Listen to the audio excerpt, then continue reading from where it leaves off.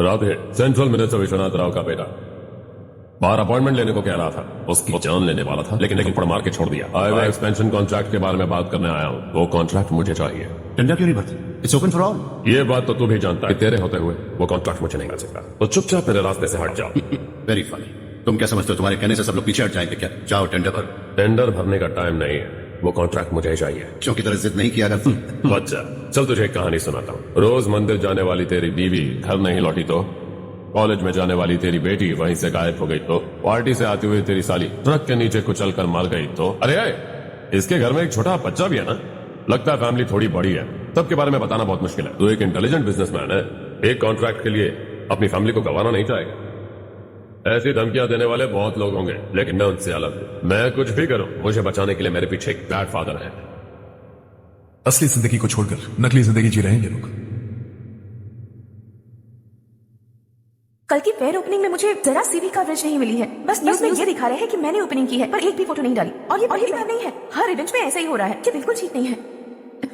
कब तक हमारे बारे में कोई और लिखता रहेगा? हम अपने बारे में खुद क्यों नहीं लिखते? तुम्हारा मतलब? सोशल मीडिया, फेसबुक, ट्विटर, सिर्फ इवेंट क्या, उसमें आप जो चाहे लिख सकते हैं। वैसे कौन है आप? हाय। हाय। होमवर्क करिए। Post graduation thesis. बस आखिरी बार मेरी तरफ से हाई कमांड से बात कर लीजिए। अगर मेरी मिनिस्ट्री चली गई तो पूरे स्टेट में मेरी इज्जत मिट्टी में मिल जाएगी। हाँ हाँ प्लीज सर। Okay okay. बाहर कोई आया है जो आपसे मिलना चाहता है, कह रहा है आपका रिश्तेदार। अंदर भेज। कौन हो तुम? हर्ष। आपको नहीं पता मैं कौन, पर अगर जानता हूं ऐसा नहीं कहता तो अंदर आने नहीं देते।